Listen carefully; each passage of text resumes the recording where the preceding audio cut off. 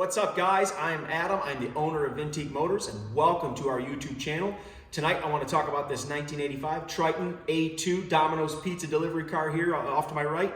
But before we get into that, I want to let everybody know that we are offering this right now for sale at no reserve on Bring a Trailer.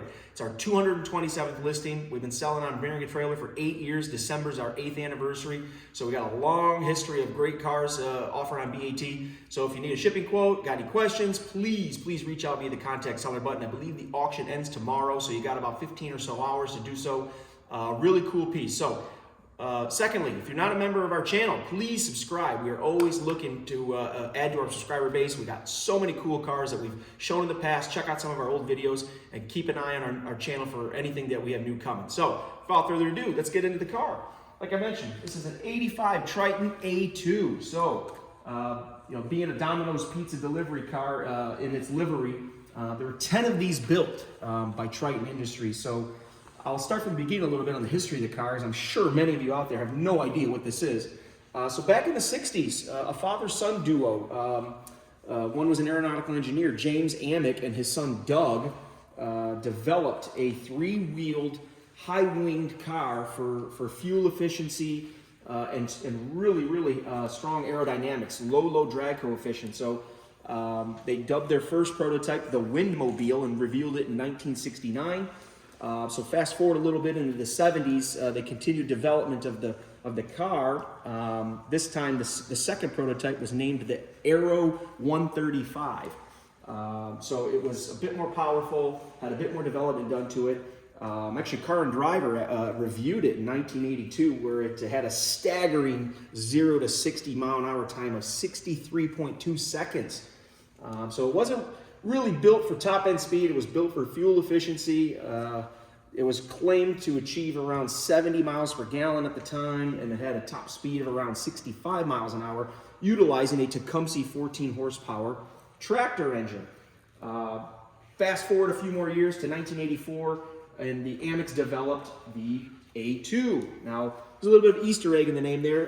Tritan Industries was made their home in Ann Arbor, Michigan. So anybody familiar with Ann Arbor, A2 is a similar, as an acronym that they use. So coincidentally, or maybe not coincidentally, as the Amicks were looking to put their Tritan A2 into production, as the story goes, they approached Tom Monaghan, Domino's Pizza founder, also based in Ann Arbor, Michigan, with the idea of maybe making this their delivery car. So intrigued, Domino's ordered 10 of them as a proof of concept, a trial run, with the intent to buy 180 more and roll them out to their stores. So they purchased 10 of them at $15K a piece, a lot of money in 1984, 85 or something like this. Ultimately, it didn't go so well, and Domino's canceled the program. They removed all their pizza heating racks, donated all 10 to museums, and as of today, 8 of them are known to still exist. This is chassis number 9. This one was off the radar for well over 30 years in a private collection here in Michigan. I was able to purchase the car, and we're offering it for sale on Bring a Trailer at no reserve. So I want to talk a little bit about the driveline, or the lack thereof in this one. Originally, these had a Syvaro SP, I think they're called SP 440s. So they were 440cc rotary engine, Israeli built rotary engine. So that's what they had in there originally with a CVT transmission. You had this belt drive system on both sides of the vehicle, along with a gas suspension system, hydrogas suspension. Brakes on both rear wheels. The front wheel used a monoshock suspension and a trailer tire that actually was canted almost 90 degrees, so it rode mostly on its side, but that's the way the Amicks designed it. So, the idea was to have sort of this sleek jet fighter looking three-wheeler, and the reason they went with three-wheelers is because you can then title it as a motorcycle. It was not subject to a lot of DOT rules and regulations at the time if it was a motorcycle. So, I'm going to have my camera step over here, and I'll show you guys how this oscillates forward, just like a fighter jet. Really cool system here. So this is how the operator would get it. You got some handles here. You just slide it forward, and then you have ingress into the vehicle.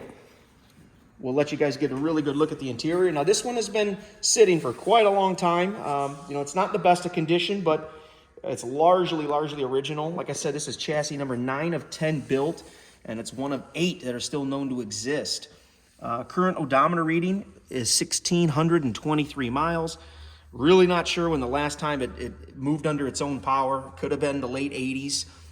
Could have been sometime in the 90s. But back here is where all the pizza ovens would be housed, and I'm not sure how many pizzas they could fit. Maybe half a dozen, maybe 10 or so. Like I said, they were removed when Domino's canceled the program, donated all the cars to museums. So with that, let's close this up. I'll show you guys this side of the belt drive system. So everything worked on pulleys and belts, and it's all a one-piece fiberglass body.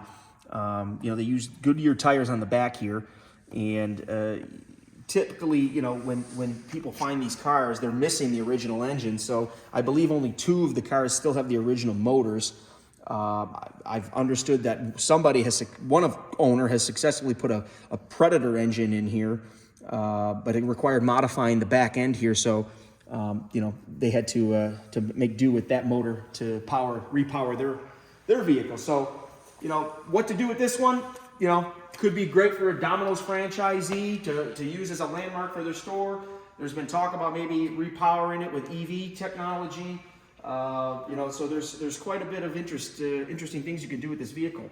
I have the body panels off right now so that we could show everything during this video, but I have all the body panels that go on the car. It's in the gallery on Bring a Trailer.